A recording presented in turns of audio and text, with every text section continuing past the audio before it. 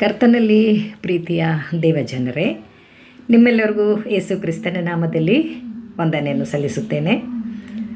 ದೇವರು ಮತ್ತೊಂದು ಆವರ್ತಿ ನಿಮ್ಮನ್ನು ಸಂಧಿಸುವುದಕ್ಕೆ ಮತ್ತು ಹೊಸ ವಿಡಿಯೋ ಮಾಡೋದಕ್ಕೆ ಅವಕಾಶ ಮಾಡಿಕೊಟ್ಟಿದ್ದಕ್ಕಾಗಿ ನಾನು ದೇವರನ್ನು ವಂದಿಸುತ್ತೇನೆ. ಈ ಒಂದು ಸಮಯದಲ್ಲಿ ನಾನು ದೇವರ ವಾಕ್ಯಕ್ಕಾಗಿ ಆರಿಸಿಕೊಂಡಿರಲಿಕ್ಕಿರುವಂಥ ವೇದ ಭಾಗವು ಇಬ್ರಿಯರಿಗೆ ಬರೆದ ಪತ್ರಿಕೆ 13ನೇ ಅಧ್ಯಾಯ ವಚನಗಳು 5 ಮತ್ತು 6. Hebrews chapter 13 versus 5 and 6. ದ್ರವ್ಯಾಸೆ ಇಲ್ಲದವರಾಗಿರ್ರಿ, ನಿಮಗಿರುವವುಗಳಲ್ಲಿ ತೃಪ್ತರಾಗಿರ್ರಿ. ನಾನು ನಿಮ್ಮನ್ನು ಎಂದಿಗೂ ಕೈ ಬಿಡುವುದಿಲ್ಲ, ಎಂದಿಗೂ ತೊರೆಯುವುದಿಲ್ಲವೆಂದು ದೇವರು ತಾನೇ ಹೇಳಿದ್ದಾನೆ. ಆದ್ದರಿಂದ ಕರ್ತನು ನನ್ನ ಸಹಾಯಕನು, ಭಯಪಡೆನು, ಮನುಷ್ಯನು ನನಗೆ ಏನು ಮಾಡಾನು ಎಂದು ನಾವು ಧೈರ್ಯವಾಗಿ ಹೇಳಬಲ್ಲೆವು. ಈ ದಿನದ ದೇವರ ವಾಕ್ಯದ ಶೀರ್ಷಿಕೆ ಮನುಷ್ಯನು ನನಗೆ ಏನು ಮಾಡಾನು, what can man do to me ಎನ್ನುವಂಥ ಒಂದು ಶೀರ್ಷಿಕೆಯ ಮೇಲೆ ಮಾತಾಡೋದಕ್ಕೆ ಹೋಗ್ತಾ ಇದ್ದೀನಿ.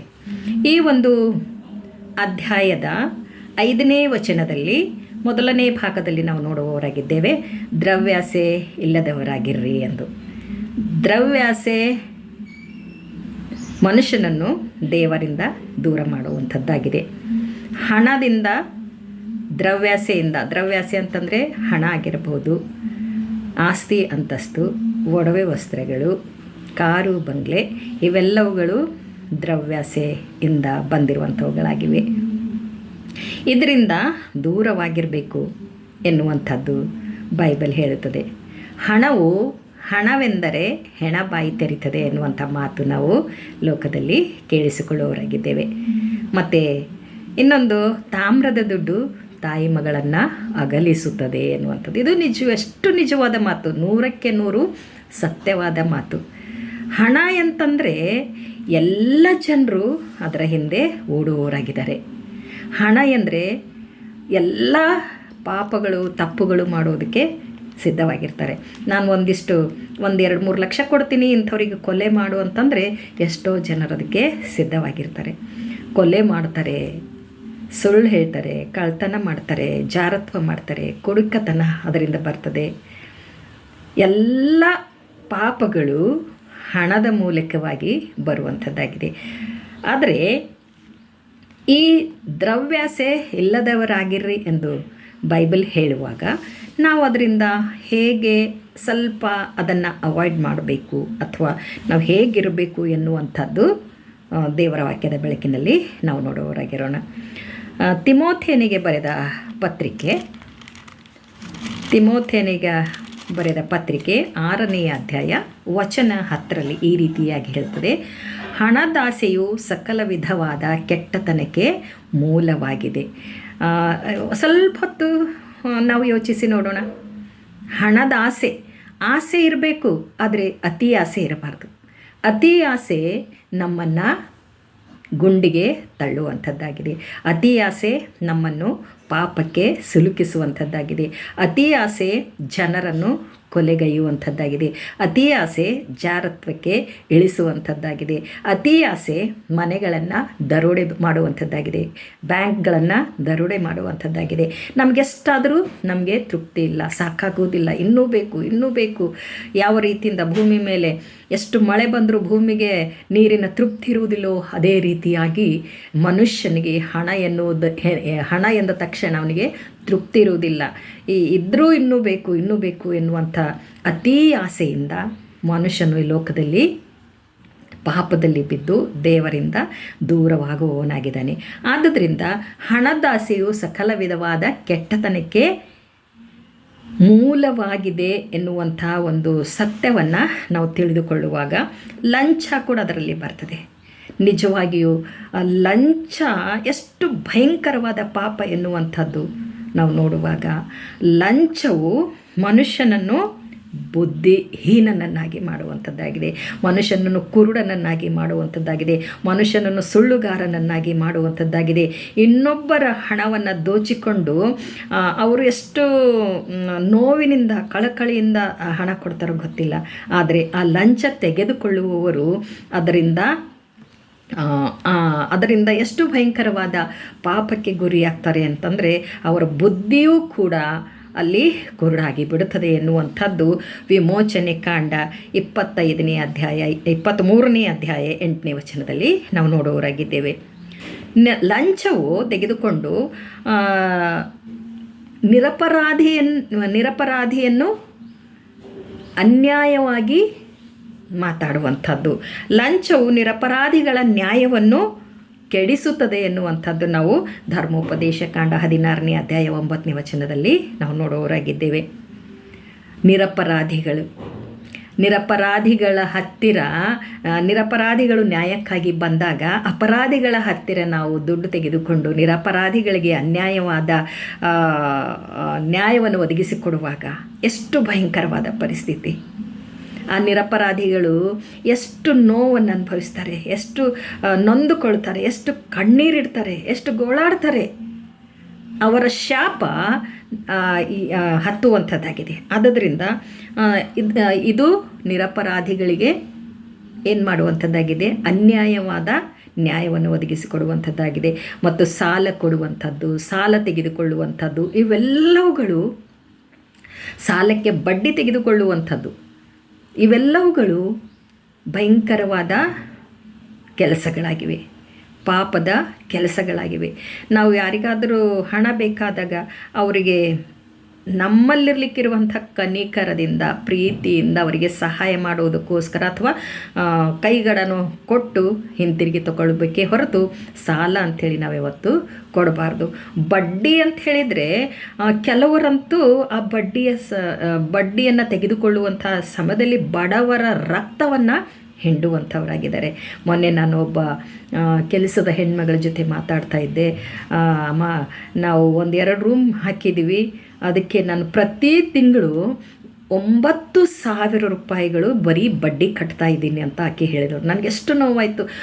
ಆ ದಿನ ಕೆಲಸ ಮಾಡಿಕೊಂಡು ದುಡಿಯುವಂಥ ಆ ಜನರಿಗೆ ಪ್ರತಿ ತಿಂಗಳು 9,000 ಬಡ್ಡಿ ಸಾಲದ ಬಡ್ಡಿ ಕಟ್ಟಬೇಕಂದ್ರೆ ಅವರಿಗೆ ಎಷ್ಟು ನೋವು. 1-2 ರೂಮು, ಅಷ್ಟು ದೊಡ್ಡದೇನು ಆಸ್ತಿ ಅಲ್ಲ. ಆದರೆ ಈ ಬಡ್ಡಿ ತೆಗೆದುಕೊಳ್ಳೋರು, ನಾಂದೆ ಅಮ್ಮ ಬಡ್ಡಿ ಯಾರು ತಗೊಳ್ತಾರಲ್ಲ ಅವರಿಗೆ ಸ್ವಲ್ಪ ರಿಕ್ವೆಸ್ಟ್ ಮಾಡಿಕೊಂಡು ಬಡ್ಡಿ ಬಿಡೋದಕ್ಕೆ ಹೇಳಮ್ಮ ಅಂದ್ರೆ, ಇಲ್ಲ ಹಂಗೆ ಬಿಡಲ್ಲ, ನೀವು ಮಾತಾಡೇ ತೊಗೊಂಡಿದ್ದೀರಿ, ನೀವು ಕೊಡಲೇಬೇಕು ಎನ್ನುವಂಥ ಮಾತಾಡ್ತಾರೆ ಅಮ್ಮ ಅಂತ ಹೇಳಿದ್ಲು. ಅದಕ್ಕೆ ಈ ಸಾಲಕ್ಕೆ ಬಡ್ಡಿ ತೆಗೆದುಕೊಳ್ಳುವಂಥದ್ದು ಕೂಡ ಬಡವರಿಗೆ ನೋವನ್ನು ಕೊಡುವಂಥದ್ದಾಗಿದೆ, ಬಡವರ ರಕ್ತವನ್ನು ಹಿಂಡುವಂಥದ್ದಾಗಿದೆ ಅಂತ ನಾನು ಅಂದ್ಕೊಂಡಿದ್ದೆ. ಅದಕ್ಕೋಸ್ಕರ ಸಾಲ ಕೊಡುವುದಾಗಲಿ, ಸಾಲಕ್ಕೆ ಬಡ್ಡಿ ತೆಗೆದುಕೊಳ್ಳುವಂಥದ್ದಾಗಲಿ ಇದು ಕೂಡ ನ್ಯಾಯಕ್ಕೆ, ಸತ್ಯಕ್ಕೆ ವಿರೋಧವಾಗಿದೆ, ಬೈಬಲ್ಗೆ ವಿರೋಧವಾಗಿರುವುದರಿಂದ ನಾವು ಅದನ್ನು ಕೂಡ ಮಾಡಬಾರ್ದು. ಅತಿ ಆಸೆ ನಮಗಿರಬಾರ್ದು. ಆಸೆ ಇರಬೇಕೇ ಹೊರತು ಅತಿ ಆಸೆ ಇರಬಾರ್ದು. ಅತಿ ಆಸೆ ಇರುವುದರಿಂದಲೇ ನಾವು ಈ ಸಾಲಕ್ಕೆ ಬಡ್ಡಿ ಮತ್ತು ಲಂಚ ಮತ್ತು ದರೋಡೆ, ಕೊಲೆ ಇಂಥವುಗಳನ್ನೆಲ್ಲ ಮಾಡೋರಾಗಿದ್ದೀವಿ. ಆದ್ದರಿಂದ ನಾವು ಮೊದಲನೆಯ ಒಂದು ವಿಷಯವನ್ನು ನೋಡಬೇಕಾದ್ರೆ ದ್ರವ್ಯಾಸೆ ಇಲ್ಲದವರಾಗಿರ್ರಿ ಎನ್ನುವಂಥದ್ರ ವಿಷಯವಾಗಿ ಮಾತಾಡಿದ್ದೇನೆ. ಎರಡನೇದು ಇಬ್ರಿಯರಿಗೆ ಬರೆದ ಪತ್ರಿಕೆ 13ನೇ ಅಧ್ಯಾಯ 5ನೇ ವಚನದಲ್ಲಿ ಈ ರೀತಿಯಾಗಿ ಹೇಳ್ತದೆ. 2ನೇ ಪಾಯಿಂಟು, ನಿಮಗಿರುವವುಗಳಲ್ಲಿ ತೃಪ್ತರಾಗಿರ್ರಿ. ಎಷ್ಟು ಒಳ್ಳೆಯ ಮಾತು ಇದು, ಎಷ್ಟು ಒಳ್ಳೆಯ ವಾಕ್ಯ ಇದು. ನಮಗಿರುವವುಗಳಲ್ಲಿ ತೃಪ್ತರಾಗಿರಬೇಕು. ನನಗೆ ಹೊಟ್ಟೆಗೆ ಊಟ, ಮೈಗೆ ಬಟ್ಟೆ ಇದ್ದರೆ ಸಾಕು. ನಾವು ಹೆಚ್ಚಿನದನ್ನು ಆಶಿಸದಂತೆ, ನನಗೆ ಇಷ್ಟು ಕೊಟ್ಟಿದ್ದಾರಲ್ಲಿ ದೇವರು, ಅದಕ್ಕೋಸ್ಕರ ದೇವರಿಗೆ ಸ್ತೋತ್ರ ಹೇಳಬೇಕು, ದೇವರಿಗೆ ನಾನು ವಂದನೆಯನ್ನು ಹೇಳಬೇಕು. ಇದೂ ಇರಲಾರ್ದೆ ಎಷ್ಟೋ ಜನರು ಕಷ್ಟಪಡ್ತಾ ಇದ್ದಾರೆ ಎನ್ನುವಂಥದ್ದನ್ನು ನಾವು ಯೋಚಿಸಿಕೊಳ್ಬೇಕಾಗ್ತದೆ. ಇಲ್ಲಿ ಪೌಲನು ಫಿಲಿಪ್ಪಿ ಸಭೆಯವರಿಗೇನು ಹೇಳ್ತಾ ಇದ್ದಾನೆ ಅಂತಂತಂದರೆ, ನಾನು ಇದ್ದ ಸ್ಥಿತಿಯಲ್ಲಿಯೇ ಸಂತುಷ್ಟನಾಗಿದ್ದೇನೆ. ನಾನು ಇದ್ದ ಸ್ಥಿತಿಯಲ್ಲಿಯೇ ಸಂತುಷ್ಟನಾಗಿರುವುದನ್ನು ಕಲಿತಿದ್ದೇನೆ. ದೇವ್ರ ನಾಮಕ್ಕೆ ಸ್ತೋತ್ರವಾಗಲಿ. ನಾವು ಯಾವ ಸ್ಥಿತಿಯಲ್ಲಿದ್ದೇವೆ, ನಮಗೆ ದೇವರು ಯಾವ ಸ್ಥಿತಿಯಲ್ಲಿ ಇಟ್ಟಿದ್ದಾರೆ ಸಾಕಷ್ಟೇ, ಅದರಲ್ಲಿ ನಾವು ತೃಪ್ತರಾಗಿರಬೇಕು, ಸಂತೋಷವಾಗಿರಬೇಕು, ಆನಂದವಾಗಿರಬೇಕು. ದೇವರು ಕೊಟ್ಟಿದ್ದಕ್ಕೆ ನಾವು ವಂದನೆಯನ್ನು ಹೇಳುವವರಾಗಿರಬೇಕೇ ಹೊರತು ಅತಿ ಆಸೆ ಪಟ್ಕೊಂಡು ನಮಗೆ ಸಮಾಧಾನ ಇಲ್ಲದ ಹಾಗೆ, ಶಾಂತಿ ಇಲ್ಲದ ಹಾಗೆ ಅಲ್ಲಿ ಇಲ್ಲಿ ಓಡಾಡುವವರಾಗಿರಬಾರದು. ಹಣಕ್ಕೋಸ್ಕರ ನಾವು ಬೆನ್ನತ್ತಿ ಓಡುವಂಥವರಾಗಿರಬಾರದು. ಶಾಂತಿಯಲ್ಲಿ, ಸಮಾಧಾನದಲ್ಲಿ ಜೀವಿಸಬೇಕು ಎನ್ನುವಂಥದ್ದು ದೇವರ ವಾಕ್ಯ ನಮಗೆ ತಿಳಿಸುವಂಥದ್ದಾಗಿದೆ. ಫಿಲಿಪ್ಪಿ 4ನೇ ಅಧ್ಯಾಯ 19ನೇ ವಚನದಲ್ಲಿ ಈ ರೀತಿಯಾಗಿ ಹೇಳ್ತದೆ. Philippians chapter 4:19. ನನ್ನ ದೇವರು ಕ್ರಿಸ್ತ ಯೇಸುವಿನ ಮೂಲಕ ತನ್ನ ಪ್ರಭಾವದ ಐಶ್ವರ್ಯಕ್ಕೆ ತಕ್ಕ ಹಾಗೆ ನಿಮ್ಮ ಪ್ರತಿಯೊಂದು ಕೊರತೆಯನ್ನು ನೀಗಿಸುವನು. ಹಲ್ಲೆಲೂಯಾ, ದೇವರ ನಾಮಕ್ಕೆ ಸ್ತೋತ್ರವಾಗಲಿ.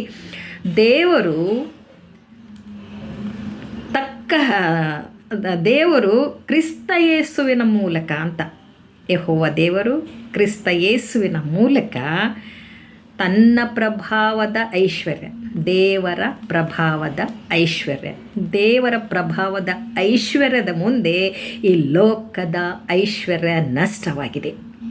ತನ್ನ ಪ್ರಭಾವದ ಐಶ್ವರ್ಯಕ್ಕೆ ತಕ್ಕ ಹಾಗೆ ಆತನನ್ನು ಯಾರು ನಂಬುತ್ತಾರೋ ಅವರಿಗೆ ಏನು ಮಾಡ್ತಾನಂತೆ, ಪ್ರತಿಯೊಂದು ಕೊರತೆಯನ್ನು ನೀಗಿಸ್ತಾನೆ. ನಮಗೆ ಗೊತ್ತಿರಲ್ಲ ಆ ರೀತಿಯಾಗಿ ದೇವರು ಅದನ್ನು ತೆಗೆದು ಹಾಕುವಾತನಾಗಿದ್ದಾನೆ. ಆ ಕೊರತೆಯನ್ನೆಲ್ಲ ತೆಗೆದು ಹಾಕುವಾತನಾಗಿದ್ದಾನೆ. ಆ ಕೊರತೆಯನ್ನೆಲ್ಲ ನೀಗಿಸುವಾತನಾಗಿದ್ದಾನೆ. ನಾವು ಆತನನ್ನು ನಂಬುವವರಾಗಿರಬೇಕು. ಆತನ ಪ್ರಭಾವದ ಐಶ್ವರ್ಯಕ್ಕೆ ತಕ್ಕ ಹಾಗೆ ನಮ್ಮ ಪ್ರತಿಯೊಂದು ಕೊರತೆಯನ್ನು ನೀಗಿಸುವಾತನು ಯೇಸು ಕ್ರಿಸ್ತನು ಮಾತ್ರ. ಆತನನ್ನು ನಂಬಿಕೊಂಡವರಿಗೆ, ಆತನಲ್ಲಿ ಪ್ರಾರ್ಥಿಸುವವರಿಗೆ ದೇವರು ಎಲ್ಲ ಕೊರತೆಯನ್ನು ನೀಗಿಸುವಾತನೇ. ಬೇಡಿಕೊಳ್ಳಿರಿ ನಿಮಗೆ ಕೊಡಲ್ಪಡುವುದು, ಹುಡುಕಿರಿ ಸಿಗುವುದು, ತಟ್ಟಿರಿ ತೆರೆಯುವುದು ಎಂದು ದೇವರ ವಾಕ್ಯ ಹೇಳುವಾಗ ನಾವು ಬೇಡಿಕೊಳ್ಳಬೇಕು. ಅದು ಹೇಗೆ ಅಂತಂದರೆ ಆತನ ಚಿತ್ತದ ಮೇರೆಗೆ ನಾವು ಬೇಡಿಕೊಳ್ಳುವವರಾಗಿರಬೇಕು. ಆತನ ಚಿತ್ತ ಇತ್ತಂದರೆ ದೇವರು ಎಲ್ಲವನ್ನು ತಾನಾಗಿ ಒದಗಿಸಿಕೊಡುವ ಆತನಾಗಿದ್ದಾನೆ. ನಾವು ಬೇಡುವುದಕ್ಕಿಂತಲೂ ಊಹಿಸುವುದಕ್ಕಿಂತಲೂ ಅತ್ಯಧಿಕವಾದ ವರದಾನಗಳನ್ನು ಆತನು ಕೊಡುವ ಆತನಾಗಿದ್ದಾನೆ. ಆದ್ದರಿಂದ ನಾವು ನಮಗಿರುವವುಗಳಲ್ಲಿ ತೃಪ್ತರಾಗಿರುವಂಥದ್ದನ್ನು, ಸಮಾಧಾನದಿಂದಿರುವಂಥದ್ದನ್ನು, ಶಾಂತಿಯಿಂದಿರುವಂಥದ್ದನ್ನು ನಾವು ಕಲಿತುಕೊಂಡಾಗ, ಪೌಲನ ಹಾಗೆ ನಾವು ಕಲಿತುಕೊಂಡಾಗ ದೇವರು ನಮಗೆ ನಮ್ಮ ಕೊರತೆಯನ್ನೆಲ್ಲ ನೀಗಿಸುವಾತನಾಗಿದ್ದಾನೆ ಎನ್ನುವಂಥದ್ದು ನಾವು ನೋಡುವವರಾಗಿದ್ದೇವೆ. ಮತ್ತು 3ನೆಯ ಪಾಯಿಂಟ್ ಏನಿದೆ ಅಂತಂದರೆ, 3ನೇ ಅಂಶ ಇಬ್ರಿಯರಿಗೆ ಬರೆದ ಪತ್ರಿಕೆ ಅಧ್ಯಾಯ 13 ವಚನ 5ರಲ್ಲಿ 3ನೆಯ ಒಂದು ಭಾಗ ಏನಿದೆ ಅಂತಂದರೆ, ನಾನು ನಿನ್ನನ್ನು ಎಂದಿಗೂ ಕೈ ಬಿಡುವುದಿಲ್ಲ, ಎಂದಿಗೂ ತೊರೆಯುವುದಿಲ್ಲ ಎಂದು ತಾನೇ ಹೇಳಿದ್ದಾನೆ. ನಾವು ದೇವರು ನಮಗೆ ಈ ವಚನ ಕೊಟ್ಟು ಮುಂದೆ ಹೇಳ್ತಾ ಇದ್ದೇನೆ, ನೀನು ಭಯಪಡಬೇಡ, ನೀನು ಯಾಕೆ ಭಯಪಡ್ತೀಯ, ನೀನು ಚಿಂತೆ ಮಾಡಬೇಡ, ನೀನು ಯಾಕೆ ಚಿಂತೆ ಮಾಡ್ತೀಯ, ನಿನಗಿರುವವುಗಳಲ್ಲಿ ನೀನು ತೃಪ್ತನಾಗಿರು, ನೀನು ದ್ರವ್ಯಾಸೆ ಇಲ್ಲದವನಾಗಿರು, ನಾನು ನಿನ್ನ ಜೊತೆಗಿದ್ದೀನಿ, ನಿನ್ನ ಕೈ ಬಿಡಲ್ಲ, ನಿನಗೆ ತೊರೆಯಲ್ಲ, ಯಾವಾಗಲೂ ನಿನ್ನ ಕೊರತೆಯನ್ನು ನಾನು ನೀಗಿಸ್ತೇನೆ. ದೇವರು ತನ್ನ ಪ್ರಭಾವಕ್ಕೆ ತಕ್ಕ ಹಾಗೆ ನಮ್ಮ ಕೊರತೆಯನ್ನು ನೀಗಿಸ್ತೇನೆ ಎಂದು ವಾಗ್ದಾನ ಮಾಡಿದ ದೇವರು ಯಾವತ್ತೂ ಸುಳ್ಳು ಹೇಳಲ್ಲ. ಆ ರೀತಿಯಾಗಿ ಆತನು ಪ್ರತಿಯೊಂದು ಕೊರತೆಯನ್ನು ನೀಗಿಸುವ ಆತನಾಗಿದ್ದಾನೆ. ಅದಕ್ಕೋಸ್ಕರ ಏನು ಹೇಳ್ತಾ ಇದ್ದಾರೆ, ಧೈರ್ಯದಿಂದಿರು, ಭಯ ಪಡಬೇಡ. ಯಾರು ಹೇಳ್ತಾರೆ ಈ ಲೋಕದಾಗ? ಯಾರಾದರೂ ಹೇಳ್ತಾರ? ಬಂದು ಹೇಳಿದ್ರು ಅವೆಲ್ಲ ಬೋಗಸ್, ಅವೆಲ್ಲ ಸುಳ್ಳು ಮಾತು, ಕೆಲಸಕ್ಕೆ ಬರಲಾರ್ದ ಮಾತು. ಜನರನ್ನು ನಂಬಿಕೊಂಡಿರೋದಾದರೆ ನಾವು ಈ ಲೋಕದಲ್ಲಿ ಸಂಸಾರ ಮಾಡೋದಕ್ಕಾಗೋದಿಲ್ಲ, ಲೋಕದಲ್ಲಿ ಬದುಕೋದಕ್ಕಾಗಲ್ಲ. ಆದರೆ ದೇವರು ಹೇಳಿದ ಮಾತಿಗೆ ನಾವು ವಿಧೇಯರಾಗಿ ದೇವರೊಂದಿಗೆ ನಾವು ನಡೆಯುವಾಗ ನಮ್ಮನ್ನು ದೇವರು ಸಹಾಯ ಮಾಡುವ ಆತನಾಗಿದ್ದೇನೆ. ಧೈರ್ಯದಿಂದಿರು ಅಂತ ಹೇಳುವಾಗ ನಾವು ಕೈ ಬಿಡಲ್ಲ ಅಂತ ದೇವ್ರು ಹೇಳಿದಾಗ ದೇವರು ನಿಜವಾಗ್ಲೂ ಕೈ ಬಿಡಲ್ಲ. ಆತನು ನಮ್ಮನ್ನು ತೊರೆಯುವುದಿಲ್ಲ, ನಮ್ಮನ್ನು ದೂರ ತಳ್ಳುವುದಿಲ್ಲ, ಯಾವತ್ತೂ ನಮ್ಮ ಜೊತೆ ಇರುವ ಆತನಾಗಿದ್ದೀನಿ. ಧೈರ್ಯವಾಗಿರಬೇಕು ನಾವು. ಕೈ ಬಿಡದಂಥ ದೇವರು ನಮ್ಮೊಂದಿಗಿದ್ದಾನೆ, ನಮ್ಮನ್ನು ತೊರೆಯದಂಥ ದೇವರು ನಮ್ಮೊಂದಿಗಿದ್ದಾನೆ, ನಮ್ಮನ್ನು ನಡೆಸುವ ಆತನಾಗಿದ್ದಾನೆ, ನಮ್ಮ ಕೊರತೆ ನೀಗಿಸುವ ಆತನಾಗಿದ್ದಾನೆ, ನಮ್ಮ ಚಿಂತೆ ಎಲ್ಲ ತೆಗೆದು ಹಾಕುವ ಆತನಾಗಿದ್ದಾನೆ. ಆತನನ್ನು ನಂಬಿ ಆತನೊಂದಿಗೆ ನಾವು ಹೋಗುವಾಗ, ಆತನೊಂದಿಗೆ ನಾವಿರುವಾಗ ಈ ಲೋಕದ ಜನರು ನಮ್ಮನ್ನು ಏನು ಮಾಡೋದಕ್ಕೆ ಸಾಧ್ಯವಿಲ್ಲ.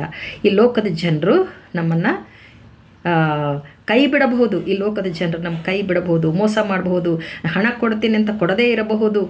ಆದರೆ ದೇವರು ಕೈ ಬಿಡದಂತೆ ತೊರೆಯದಂತೆ ನಮ್ಮೊಂದಿಗಿದ್ದು ಎಲ್ಲವನ್ನೂ ನಡೆಸುವಾತನಾಗಿದ್ದಾನೆ, ಎಲ್ಲವನ್ನೂ ಸಾಗಿಸುವಾತನಾಗಿದ್ದಾನೆ. ಈ ಲೋಕದ ಜನರು ನಮ್ಮನ್ನು ಏನು ಮಾಡಾರು ಎನ್ನುವಂಥ ಮಾತು ಸತ್ಯವಾದ ಮಾತಾಗಿದೆ. ನಮ್ಗೆ ಯಾರೂ ಏನು ಮಾಡಲ್ಲ. ದೇವರು ನಮ್ಮ ಜೊತೆ ಇದ್ದರೆ ನಮ್ಮನ್ನು ಎದುರಿಸೋರು ಯಾರು? ಕಷ್ಟ ಬರಲಿ, ಸಂಕಟ ಬರಲಿ, ಕಣ್ಣೀರು ಬರಲಿ, ಸಾಲ ಬರಲಿ, ನಿಂದೆ ಬರಲಿ, ಅವಮಾನ ಬರಲಿ, ದೇವರು ನಮ್ಮೊಂದಿಗಿದ್ದರೆ ನಮ್ಮನ್ನು ಹೆದರಿಸುವುದಕ್ಕೆ ಮನುಷ್ಯನಿಂದ ಸಾಧ್ಯವಿಲ್ಲ. ಅದಕ್ಕೋಸ್ಕರ ದೇವರ ವಾಕ್ಯದ ತಲೆಬರಹ ಏನಾಗಿದೆ ಅಂತಂದರೆ, ಮನುಷ್ಯನು ನನಗೆ ಏನೂ ಮಾಡಾನು. What can man do to me? ಮನುಷ್ಯ ನನಗೇನೂ ಮಾಡಲ್ಲ. ಯಾಕಂದರೆ ದೇವರು ನನಗೆ ಕೈ ಹಿಡಿಯುವಾತನಾಗಿದ್ದೇನೆ, ನನ್ನನ್ನು ನಡೆಸುವಾತನಾಗಿದ್ದೇನೆ, ನನ್ನ ಕೊರತೆ ನೀಗಿಸುವಾತನಾಗಿದ್ದೇನೆ, ನನ್ನ ಬಡತನ ನೀಗಿಸುವಾತನಾಗಿದ್ದೇನೆ, ನನ್ನ ನೋವು ನೀಗಿಸುವಾತನಾಗಿದ್ದೇನೆ, ನನ್ನ ಚಿಂತೆ ನೀಗಿಸುವಾತನಾಗಿದ್ದೇನೆ. ನಮಗೆ ಲೋಕದಲ್ಲಿ ಯಾರೂ ಕೊಡದಂಥ ಸಮಾಧಾನ ಕೊಟ್ಟು, ಯಾರೂ ಕರೆಯದ ಹಾಗೆ ನಮ್ಮನ್ನು ಕರೆದು ತನ್ನ ಎದೆಗಪ್ಪಿಕೊಳ್ಳುವಾತನಾಗಿದ್ದಾನೆ. ಆದ್ದರಿಂದ ಯೇಸು ಕ್ರಿಸ್ತನು ಹೇಳಿರ್ಲಿಕ್ಕಿರುವಂಥ ಈ ಮಾತುಗಳು, ಈ ಸತ್ಯವೇದದಲ್ಲಿರಲಿಕ್ಕಿರುವಂಥ ತಂದೆ ಮಗ ಪರಿಶುದ್ಧಾತ್ಮನು ನಮಗೆ ಮಾಡುವಂಥ ಸಹಾಯಕನು, ಎಲ್ಲದರಲ್ಲಿ ನಮಗೆ ಸಹಾಯ ಮಾಡಿ ದೇವರು ನಡೆಸುವಾತನಾಗಿದ್ದಾನೆ. ಅದಕ್ಕೋಸ್ಕರ ಈ ಲೋಕದಲ್ಲಿ ನಾವು ಮನುಷ್ಯರನ್ನು ಆತುಕೊಳ್ಳದೆ ದೇವರನ್ನೇ ಆತುಕೊಂಡು ಆತನಲ್ಲಿಯೇ ನಂಬಿಕೆ ಇಟ್ಟು ಆತನ ಹೆಜ್ಜೆ ಜಾಡಿಯಲ್ಲಿ ನಾವು ಹೆಜ್ಜೆ ಇಟ್ಟು ನಡೆಯುವುದಾದರೆ ದೇವರು ನಮ್ಮ ಕೊರತೆನೆಲ್ಲ ನೀಗಿಸುವಾತನಾಗಿದ್ದಾನೆ. ದ್ರವ್ಯಾಸೆ ಇಲ್ಲದವರಾಗಿರುತ್ತೇವೆ, ಇರುವವುಗಳಲ್ಲಿ ತೃಪ್ತರಾಗಿರುತ್ತೇವೆ. ದೇವರು ನಮ್ಮನ್ನು ನಡೆಸಿ ಕಾಪಾಡಲಿ ಎಂದು ಹೇಳುತ್ತಾ, ದೇವರು ಕೊಟ್ಟಿರುವಂಥ ಈ ಅವಕಾಶಕ್ಕಾಗಿ ದೇವರಿಗೆ ನಾನು ವಂದನೆಯನ್ನು ಸಲ್ಲಿಸುತ್ತಾ, ಈ ವಿಡಿಯೋವನ್ನು ಎಲ್ಲರೂ ನೋಡಿ ಕೇಳಿ ಮತ್ತು ನಿಮ್ಮ ಗೆಳೆಯರಿಗೆ ಇದನ್ನು ಶೇರ್ ಮಾಡುವುದಾಗಲಿ ಮತ್ತು ಸಬ್ಸ್ಕ್ರೈಬ್ ಮಾಡುವುದಾಗಲಿ ನೀವು ಪ್ರೋತ್ಸಾಹ ಮಾಡುವುದಾದರೆ ಈ ಸೇವೆಗೆ ಉತ್ತಮವಾದ ಪ್ರೋತ್ಸಾಹ ಸಿಕ್ಕಂತಾಗುತ್ತದೆ. ಅದಕ್ಕೋಸ್ಕರ ಈ ಒಂದು ವಿಡಿಯೋಗಳು ಮಾಡುವಂಥದ್ದು ಕೇವಲ ದೇವರ ರಾಜ್ಯಕ್ಕಾಗಿ, ದೇವರ ನೀತಿಗಾಗಿ, ಅನೇಕರನ್ನು ದೇವರ ಕಡೆಗೆ ತಿರುಗಿಸೋದಕ್ಕಾಗಿ, ಅವರ ಮನಸ್ಸುಗಳನ್ನು ದೇವರ ಕಡೆಗೆ ತಿರುಗಿಸೋದಕ್ಕಾಗಿ, ಪಾಪದಿಂದ ಬಿಡುಗಡೆ ಆಗಿ ದೇವರ ರಾಜ್ಯಕ್ಕೆ ಸೇರಿಸುವುದಕ್ಕಾಗಿ ಮಾಡ್ತಾಯಿದ್ದೇನೆ ಹೊರತು ಮತ್ತೆ ಯಾವ ಉದ್ದೇಶವಲ್ಲ. ಅದಕ್ಕೋಸ್ಕರ ನನಗೋಸ್ಕರ, ನನ್ನ ಸೇವೆಗೋಸ್ಕರ ನೀವು ಪ್ರಾರ್ಥಿಸಬೇಕಾಗಿ ಯೇಸು ಕ್ರಿಸ್ತನ ನಾಮದಲ್ಲಿ ತಮ್ಮೆಲ್ಲರಿಗೂ ವಂದನೆ. ಆಮೇನ್.